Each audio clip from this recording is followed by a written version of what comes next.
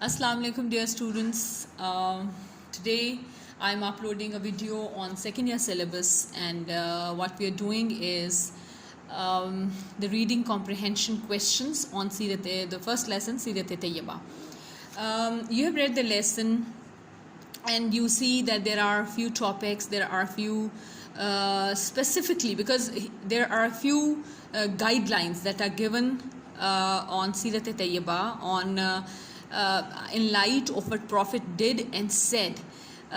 Youth has been told to not only to enlighten their lives through this knowledge, but to practice all those things, all those actions that he has commanded about, or he has advised, and the ones that he practiced also.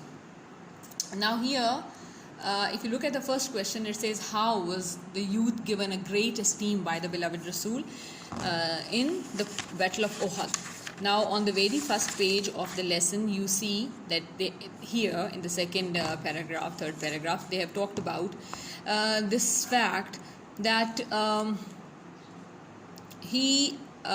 Prophet Rasulullah had great confidence in the youth of his day, Muslim youth of his day.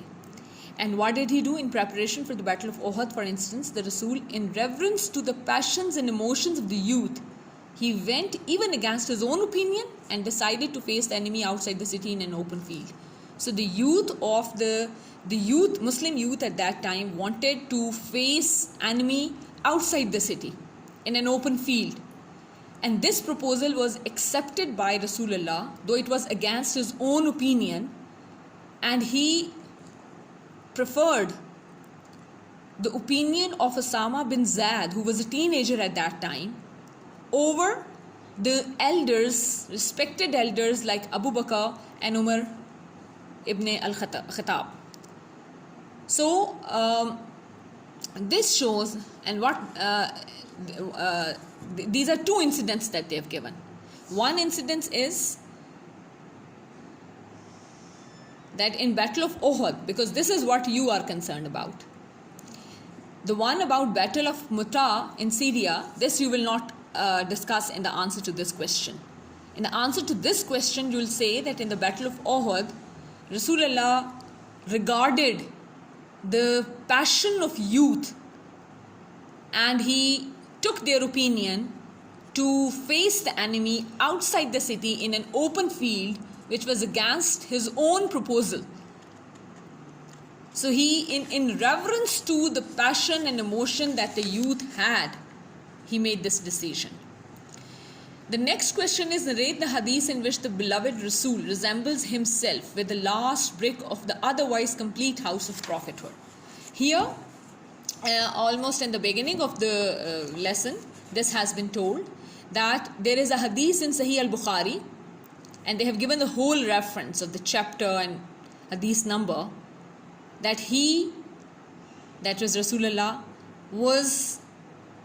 and his message was universal and perfect, covering all the possible aspects of life, and that he was the last brick that was fitted to complete the otherwise nicely built house of prophethood.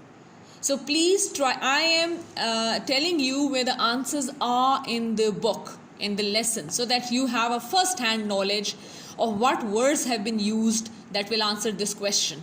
But please, when you answer your questions, write in your own words. Read from the book. Read the answer from the book. But answer, when you write the answer, use your own words. Then there is the third question, how did Hazrat Muhammad spend his youth? Now, how did he spend his youth? The book says in a dignified and sublime way. So how did he spend his youth? He spent his youth in a way that was full of dignity and sublimity. And how was that? He never indulged in anything that was indecent. His behavior, even before he attained the position of prophethood, he never indulged in any indecent activity.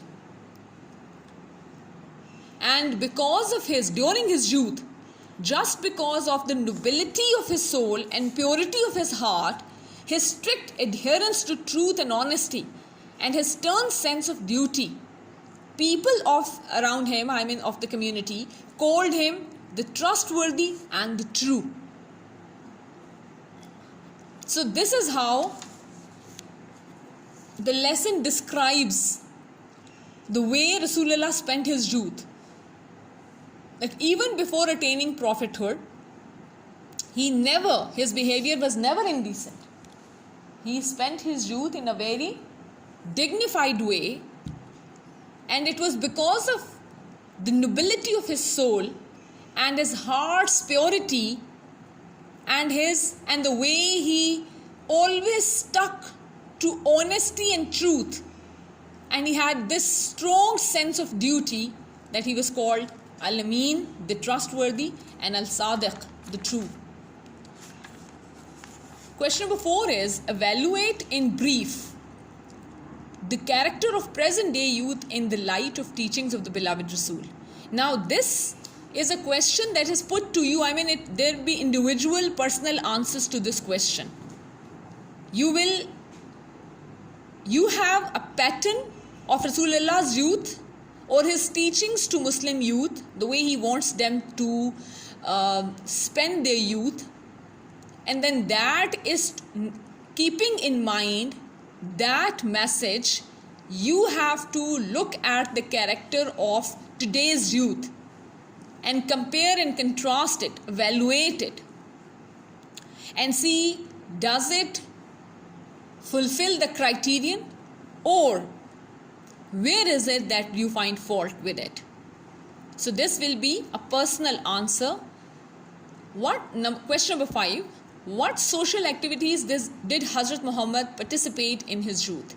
While he was young, what were the social activities? अब यहाँ lesson के अंदर उन्होंने आपको 3 social activities बताए हैं. Number 1, he would participate in trade activities, and whenever his uncle Abu Talib will be leaving on a business tour, he will go with him. He was only 12 years old when he was participating in trade activities, and we know that he was very honest and very hardworking. And then this is number 1. Then what is number 2? Number 2 is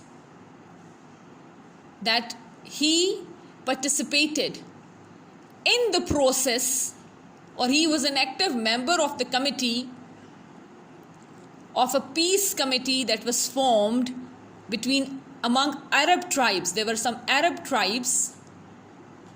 There was the youth of Arab tribes who formed a peace committee that was called the League of Virtue, and Rasulullah was an active member of that committee. Then what is the third incident?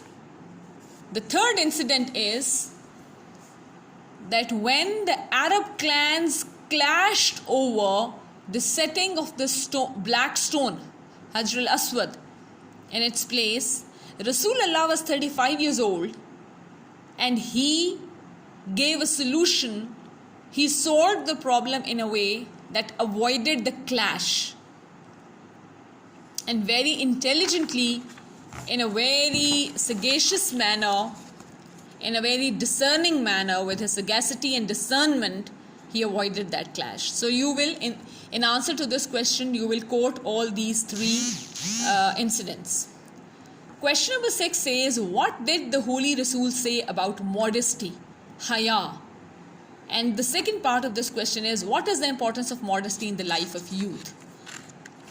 Going back to the same page, what did he say about haya? He said, it is an integral part of faith. ईमान का एक बड़ा हिस्सा, एक मजबूत हिस्सा, एक ज़रूरी हिस्सा हया है, modesty है. And then there is a hadith quoted by him that says, if you do not feel ashamed, then do whatever you like. So haya is something that is inside a human being. Modesty is something that a human being feels and should feel. So if somebody has gotten over it, I mean, if somebody has left haya, then they can do what they like. So this, he, in a way, he expresses his displeasure with the people who are not modest.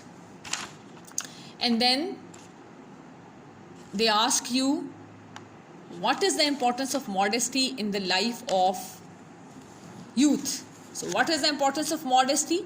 That they have to be chaste, they have to be modest, they have to have the concept and practice of haya.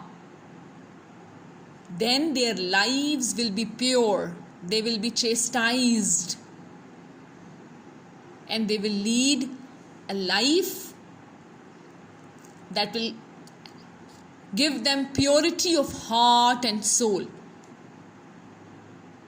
Question number 7 is, cite an instance from the text showing that the beloved Rasul led simple and austere life. Now, simplicity and austerity is one of those things that Rasulullah not only adhered to, but he always preached. And you could see it in his own life.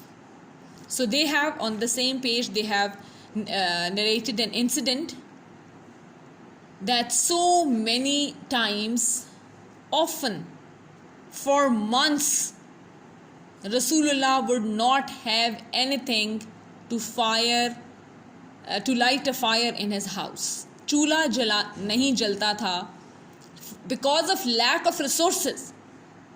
Because of lack of resources, Rasulullah के घर में कई दिन चूल्हा नहीं जलता था. तो ये है सिंप्लिसिटी, ये है ऑस्टेरिटी, कि किस तरह अपने मीन्स के अंदर रहना और अपने रिसोर्सेज. जबकि दूसरी तरफ हम जानते हैं कि कभी कोई साइल, कभी कोई मांगने वाला रसूलुल्लाह के दरवाजे से खाली नहीं गया. But when it came to his own life, he would be very simple and austere. Question number 8 is, what type of youth did the Holy Rasul want to see? Now this, in a way, summarizes all the points that the lesson has talked about. He wanted to see a youth that had passion. He wanted to see a youth that could propose ideas that were workable and feasible. He wanted a youth that was trustworthy and true. He wanted a youth that would participate in social activities, would work towards the betterment of society and its members. He wanted a youth that was modest, chaste, and civilized. He wanted a youth that did not waste time, rather worked for the betterment and uplift of the society. He wanted a youth that did not believe in vanity and ostentation and show off, rather lived simple and austere life. He wanted a youth who were kind to people, especially those who are inferior in social status. So, the lesson gives you a model for Muslim youth to follow. So, this was the kind of Muslim youth that Rasulullah wanted to see. ठीक है, तो इस तरह आप इसको एक तरह से उसमें तमाम पॉइंट्स को ले आएंगे. Please, I am repeating, whenever you answer questions on the lesson, you should know कि लेसन के अंदर उस सवाल का जवाब कहाँ पर है, ताकि आप ऐसा जवाब ना दे दें जिसका लेसन से कोई ताल्लुक़ ना हो. लेकिन ये याद रखें कि लेसन से जानना ज़रूरी है आपके लिए कि लेसन में how has that question been answered in the lesson.